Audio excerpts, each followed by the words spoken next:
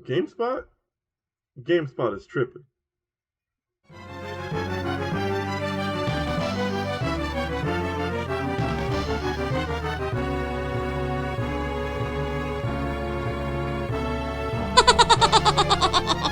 Welcome to my final video covering the trio of the Castlevania titles released on the Game Boy Advance that I played through in the Castlevania Advance collection. Today I'm covering the last of the Advance titles, Castlevania Aria Sorrow, and Hot Dog with a happy end on this good. After playing Harmony of Dissonance, I was really skeptical of how good Aria Sorrow would be, because if you haven't seen my other video, link in the description, Harmony was a bit of a disappointment. I remember liking the sequel to Aria that came out on the DS, Castlevania Dawn of Sorrow, but I didn't remember that one being one of my favorite games. So consider me pleasantly surprised to find out this was one of the best of the bunch. It was so good, I started to question, is the main thing holding Castlevania titles back the fact that they have to keep forcing Belmonts into them? Because when I think of my favorites, not that many have a Belmont protagonist. Honestly, this game's probably a newcomer to my top 10s. But what am I waiting for? Let me get to the breakdown. Let's start with the story. I know it's crazy that the story is getting a whole section in a Castlevania game where the plot is notoriously light, but out of the three Game Boy Advance titles, Aria of Sorrow is undoubtedly the most story-heavy, and the game is better for it. Unlike the previous entries that take place in the Middle Ages, this story takes place in the modernized 2035, and along with its sequel, the game forms the canonical end of the Castlevania timeline as we know it so far, which adds further intrigue when playing the title because you want to see how the story ends. You play as the protagonist Soma Cruz, a transfer student visiting Japan, who along with his friend Mina, get transferred to Dracula's castle during a solar eclipse. A strange man, Genya Arikado, again, forgive me for the pronunciations, also known as Alucard, reveals to Soma that Dracula was healed 36 years ago, and a prophecy holds that at the time of the eclipse, Dracula will possibly be reawakened if nothing stops him. Soma's primary concern is escaping the castle with his friend, but over time his powers start to awaken, and he feels a compulsion to stay in the castle and defeat the growing chaos. The story brings you in contact with many characters, including Yoko Belnades of Belnades' clan of witches, who entered the castle to stop the main villain, Graham Jones, who believes he is the inheritor of Dracula's power. You also run into a soldier named Hammer, who's trying to investigate the castle and discover its true purpose. And finally, Julius Belmont, who has mysteriously lost his memories while searching the castle. In the course of the gameplay, you learn quite a bit about each character and their motivations, and I was surprised to see a level of nuance taken with some characters like Soma, who isn't just trying to be your typical shonen protagonist. He really doesn't want much to do with what's going on in the castle and is really focusing on trying to find a way to leave until later on when he becomes compelled to make a decision to fight chaos or embrace the darker feelings that he's starting to feel inside. You actually run into each character at multiple points in the castle, sometimes in unexpected areas, at least for me, and to me that added a lot to my sense of immersion in the game. It really created this sense to me that others were truly running around the huge castle trying to achieve their own goals, and I really appreciated the time spent giving personality to each of these characters you interact with. There aren't many mind-blowing plot twists or tropes you haven't seen before, but the story delivers on great characters and it expands the lore of Castlevania mythos significantly, and that truly elevated the game for me. Now let's briefly touch on the audio. The use of non-diegetic sounds has continued to improve with this title, and out of the three games, the sound design in Aria feels the closest to modern standards for video games to me. The dialogue boxes have soft transition sounds and there's no awkward silence while transitioning through multiple lines of red dialogue. The multitude of unique weapons and magics all come with the appropriate sounds to complement their strikes and functions. The background music is never intrusive, and it serves its function to create a dark atmosphere that the Castlevania titles are known for. I'm not aware of any accolades for the soundtrack, but I would call them successful in meeting their desired effects. So let's move on to the visuals. Let me start with the best parts. The character designs are amazing. I love the character portraits and sprite work for all the human characters. The designs are a significant upgrade from Harmony, and the sprites seem fully formed and animate beautifully, compared to what felt like half-measures in Harmony Distance. The character portraits convey a personality and facial expressions that perfectly match the character portrayed in Tori's writing, and I feel that's really tremendous. There are also multiple weapons and magics in this game that have their own unique designs and animations. And given the sheer quantity of abilities, I'd say that's commendable. And as you can see, they're quite impressive. They're intricately designed blades, spears, drones, and even guns, and all of them are immediately recognizable and distinct and the way they animate, you're always going to know what weapon is which on a first glance. Also, I think the character design cleverly manages to keep the Castlevania aesthetic given the modern setting by recreating things like the cloaks from the medieval game in things like trench coats, jackets that just seem like they're a fashion piece of that era. I think it highlights that there is a level of consistency to the Castlevania design that this game made me aware of when I sit down and think that this does take place in a modern setting, and yet all these characters do look like quote-unquote Castlevania characters. The creature designs then are less impressive to me. There's absolutely nothing wrong with them, but none of the designs really struck me like they did in Circle of the Moon or Harmony. I think the most fascinating are the large devils and archdemons, but their animations are really stiff and don't amaze me. The best thing I can say is the designs are fully consistent. There isn't a single creature to me that looks like it has an inconsistent design or is out of place in the environment, which is something I can't say for Harmony of Dissonance, the Outline Bat, or a Circle of the Moon's pixelated ghosts. So in that sense, you're not going to be any less immersed fighting the many creatures that are in this game. I do feel I have to touch on, though, that the worst aspect of the visuals is surprisingly the castle. To be completely frank, the castle is consistently boring to look at, and is the only noticeable downgrade I see from the previous entry, which admittedly had a difficult castle to top in terms of visual spectacle. But even in comparison to Circle of the Moon, the use of color in the castle seems muted, and there aren't many diegetic effects like moving gears or animated backgrounds to keep the scenery interesting. I feel like even the use of basic parallaxing is toned down as a whole in this castle, so it doesn't feel like there's much depth to the rooms you're traversing through. At the end of the day, though, the castle does serve its purpose of creating a dreary atmosphere, but I don't think it's going to be the thing you remember when you finish the game.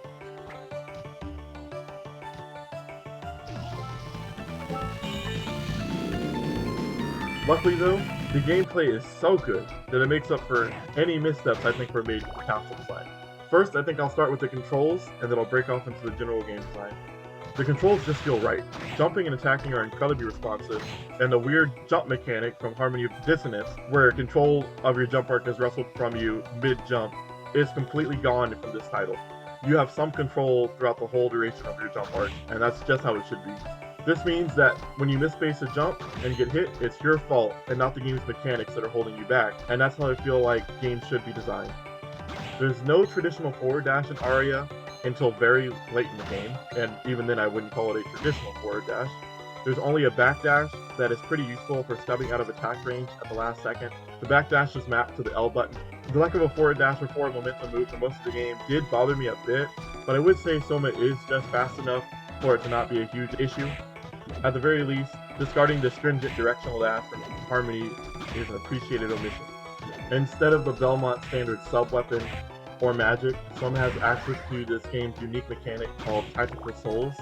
Killing any monster in the game enough times will give you either a red, blue, or yellow soul.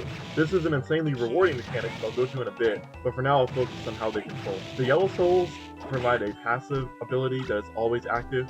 Think a defense boost, or a conditional ability like the ability to swim or walk on water. Red souls use the classic input for the sub-weapon, which is up on the D-pad plus the attack button. Soma actually has a unique stance animation when up is held, which is a nice touch I don't think I noticed in the previous titles. Not to say it wasn't there, but definitely a more striking design, and I like it. The variety of the red souls is a true highlight of this game, and calling them simply sub-weapons would be a disservice. Some of them probably the same functions as the classic sub-weapons, but many of them feel like magic and Harmony of Dissonance. Though they do feel much more balanced in this game, this makes them more fun to experiment with and swap out, because I rarely felt any of them were powerful enough to keep equipped without functions. The ones that felt strong tended to cost a lot more mana, which meant fewer uses, and I feel like that's how a game should balance abilities like this. The blue souls are attached to the right trigger. Some of them toggle on and off. Other blue souls you have to hold, and while holding you get the ability for as long as you're holding it. The blue souls are known as guardian souls, and they tend to create a persona-like capabilities that perform a variety of abilities, like giving you the ability to float, steal life from enemies, or summon Death Sickles. Yes, that's right. Someone can use Death's signature ability. Do you see why I love this game yet? The Guardian Souls use the same mana as the Red Souls, so managing when to use each ability is a great juggling act against the more difficult bosses. These controls are pretty intuitive and feel natural for anyone experienced in this genre. But now let's touch on the design of this game. And if I had to boil it down, I would say that Aria tends to focus on combat from my perspective. Well, let's break down why I think that. The map is well designed to limit your traversal without upgrades, without outright hiding information from the player.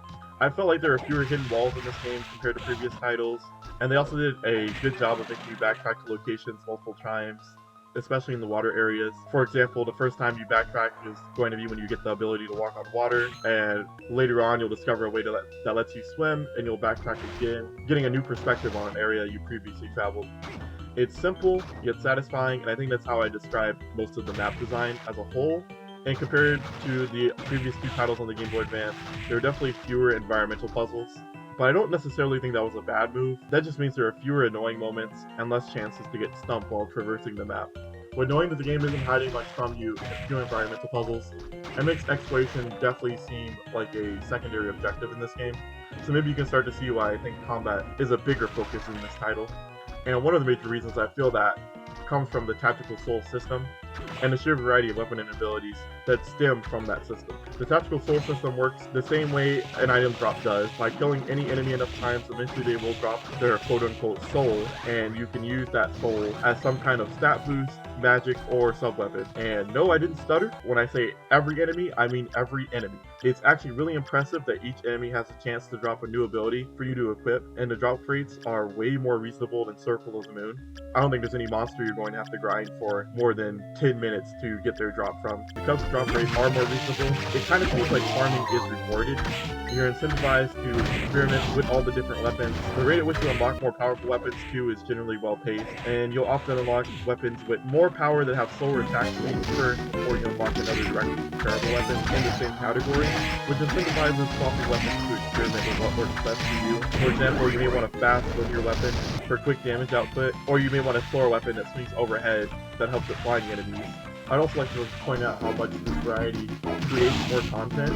Like, so many people have created individual weapons to clear this game, and the appeal of doing this becomes pretty apparent to me just from testing out the game. Like, a weak weapon can give you a good challenge, a strong weapon can give you a fast run, and it can just be fun to see how far you can take some of these weapons on some of the harder boss battles. I will say though that armor and accessories don't feel as impactful as the previous two games, and overall I felt like there was less armor and less accessories to worry about in this title, but what was available was serviceable. You could feel the impact of equipment, armor, and accessories, but I didn't feel the need to swap them around as often as I did the weapons and tactical soul abilities, so I felt the stat benefits weren't as impactful in combat. That may come off as a negative, but in a lot of ways it seems like this game is more focused on getting you into the action faster, and when you're swapping weapons and accessories for the best stats every minute, you can get away from that. So in a lot of ways I do feel like this game is focused in its design. And I think Aria strikes a good balance when it comes to challenge. One of the game elements that really helps with that balance is the presence of a consistent shop. Circle of the Moon didn't have a shop at all, and that made grinding for potions so much of a hassle. And the shop in Harmony of Dissonance appearance was wildly inconsistent and seemingly random. Once you progress far enough in the story of Aria of Sorrow, the character Hammer opens up his permanent shop where you can always buy potions if things get too tough for you, but money in the game is pretty scarce. So you won't find it a cakewalk. You will have to do some amount of grinding as a little bit of a punishment for needing to get potions. But since you can guarantee when you're going to get them, it feels much more of a fair trade-off than in Circle of the Moon. Hammer also offers unique weapons you can save up for and experiment with, and that does make Hammer Shop a rewarding place to revisit, even if you don't feel like you need potions. I will say, when I started the game though, I was worried it was going to be too easy after facing the first few bosses. The first 3 or 4 bosses felt like they had the same issue as the bosses in Harmony of Dissonance, where the protagonist was just too powerful. I defeated the first few bosses in a single attempt without using any features like rewind and using hardly any potions. I was pleasantly surprised to find out that those first few bosses were the equivalent of sub-bosses though. Almost all of those bosses showed up as general enemies later in the castle, which given their difficulty made a lot of sense. And this is also why you may not get a soul the first time you defeat a boss. If the boss didn't drop a soul, it's likely that there's another spawn point for that boss later in the game, and I thought that was a pretty cool part. However, after those first few bosses, the real bosses start to appear. Each of the real bosses only appeared a single time, and were incredibly memorable, and they actually felt like an achievement feature. Some of the standouts were the multi-phase head-swapping unit that required memorizing how to avoid any moves from each of the phases. There was a battle against death which was one of the best death boss battles I have played. He had so many unique timings on his attacks, and I will admit I did have to use some cheese rewind tactics to beat him. And the one-eyed giant that made a skill I thought would be completely useless, quite useful, and that skill was the Medusa ability that allows you to hold yourself in midair. It was a powerful tool to strike that boss's only weak point, which was his eye, which you could only hit by jumping. Holding yourself in the air made it really easy to spam that eye down. There are a few other bosses I'm not mentioned here that all presented their own unique challenges that I also welcome, that I definitely feel like you should allow yourself to play through. I don't think anybody will come from this game without having a boss encounter that they remember for a long time. Each of these one-time encounters is guaranteed to drop you a new ability, but that just made defeating them all the more rewarding. And as I mentioned before, this game does have a lot of replayability. There are multiple endings, so if you catch yourself getting the bad ending, replaying where you left off is an option.